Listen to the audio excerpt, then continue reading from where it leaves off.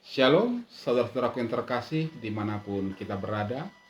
Kembali kita bertemu di pagi hari ini dalam sukacita yang sungguh luar biasa dari Tuhan. Sebab Ia anugerahkan pagi hari yang indah buat kita dan juga nafas hidup sehingga kita boleh merasakan dan menjalani pagi hari ini. Namun sebelum kita melakukan aktivitas kita, sangatlah indah jika kita mengawali seluruhnya dalam persekutuan kita bersama dengan Tuhan dengan mendengarkan firman-Nya. Mari saudaraku yang terkasih, saya mengajak kita semua untuk terlebih dahulu merendahkan hati kita di hadapan Tuhan. Kita memohon anugerah-Nya. Kita berdoa. Ya Tuhan, kami bersyukur buat kasih setia-Mu. Ya Tuhan, kami berterima kasih buat anugerah-Mu. Dan ya Tuhan, di saat ini kami mohon belas kasih-Mu agar Engkau berbicara kepada kami dalam firman-Mu sehingga kami dikuatkan dan kami diyakinkan ketika menjalani hari ini penyertaan dan kasih Tuhan tetap ada sehingga kami menjadikan hidup ini sebagai berkat bagi sesama. Terima kasih Tuhan, berfirmanlah Engkau, kami mendengarkan. Di dalam nama Putra-Mu Tuhan Yesus, kami berdoa. Amin. Bapak, Ibu, dan saudara-saudaraku yang terkasih dalam nama Tuhan Yesus Kristus, firman Tuhan di pagi hari ini kepada kita terambil dari Injil Matius pasal 27 ayat 66. Matius 27 ayat 66 demikian dikatakan.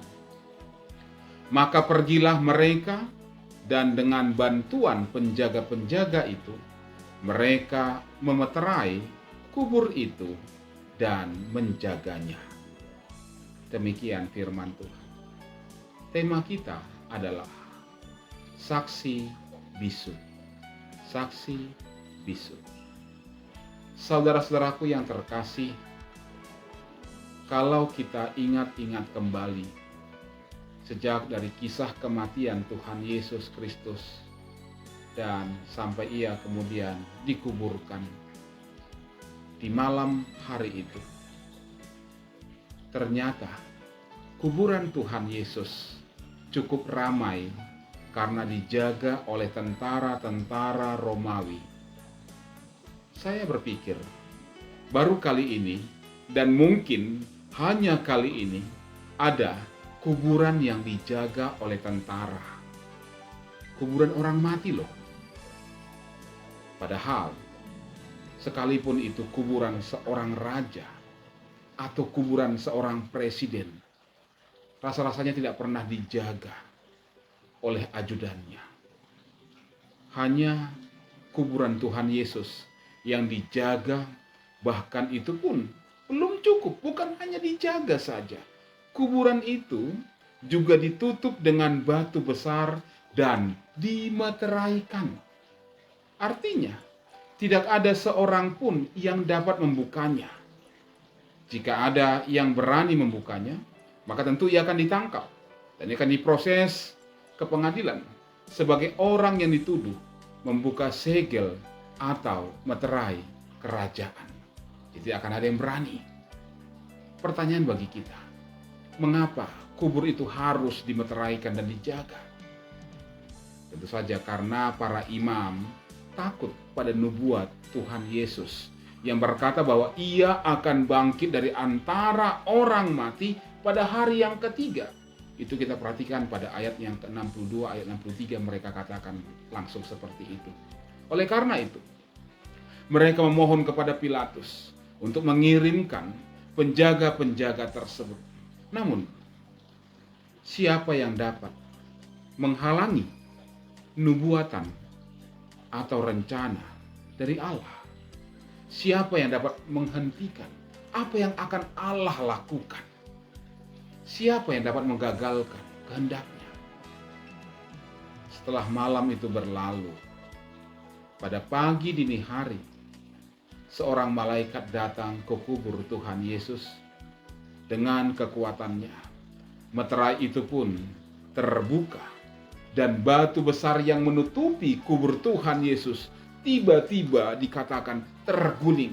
Bahkan Injil Matius mencatat, maka terjadilah gempa bumi yang hebat, sebab seorang malaikat Tuhan turun dari langit dan datang ke batu itu dan menggulingkannya, lalu duduk di atasnya.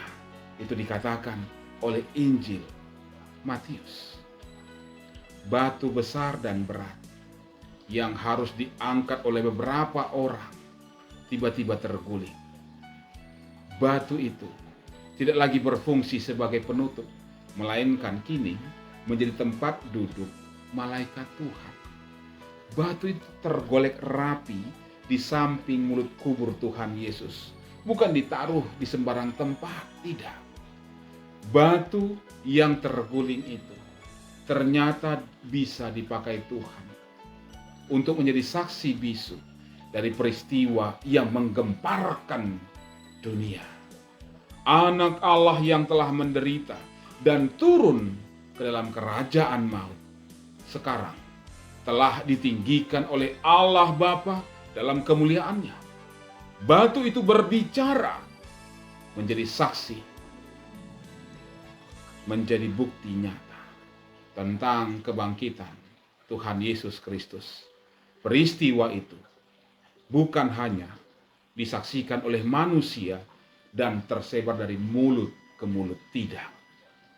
Karena alam pun turut menyaksikan peristiwa kebangkitan Tuhan Yesus. Kebangkitan Tuhan Yesus bukanlah sebuah permainan. Kebangkitan Tuhan Yesus bukanlah sebuah candaan. Orang-orang tidak dapat mengingkari kenyataan bahwa Tuhan Yesus tidak bangkit. Tetapi Tuhan Yesus telah bangkit. Mereka tidak bisa menjelaskan memang mengapa batu itu terguling dan siapa yang telah menggulingkannya. Tuhan Yesus benar-benar bangkit. Dia adalah Tuhan dan Juru Selamat yang sejati dan juga kekal. Karena itu, setiap orang yang percaya kepadanya bukan beriman kepada Tuhan Yesus yang mati di dalam kubur, tetapi kepada Dia yang telah mengalahkan maut dan hidup kembali pada hari yang ketiga.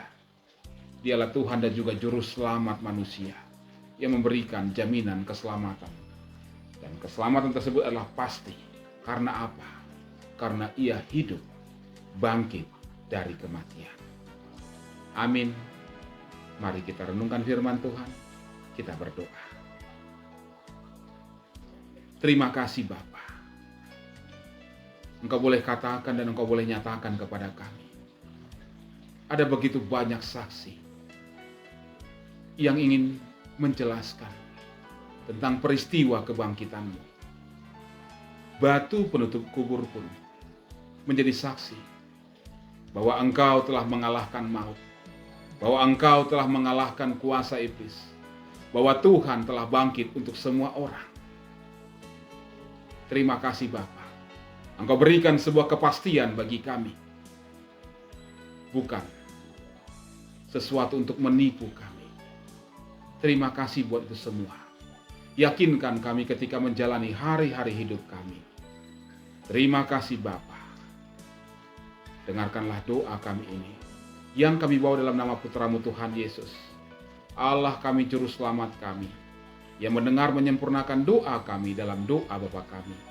Bapa kami yang di sorga, dikuduskanlah nama-Mu. Datanglah kerajaan-Mu, jadilah kehendak-Mu di bumi seperti di sorga. Berikanlah kami pada hari ini makanan kami yang secukupnya. Dan ampunilah kami akan kesalahan kami seperti kami juga mengampuni orang yang bersalah kepada kami. Dan janganlah membawa kami ke dalam pencobaan, tapi lepaskanlah kami daripada yang jahat. Karena Engkau yang punya kerajaan, dan kuasa, dan kemuliaan sampai selama-lamanya. Amin. Terimalah berkat dari Tuhan, kasih karunia dari Tuhan Yesus Kristus, kasih sayang dari Allah Bapa, dan penyertaan dalam persekutuan dengan Roh Kudus, menyertai saudara-saudara sekalian, hari ini, esok, dan sampai selama-lamanya. Amin. Shalom bagi kita semua. Selamat beraktivitas, tetap ingat memakai masker, mencuci tangan, dan menjaga jarak. Tuhan memberkati. Salam sehat buat kita semua.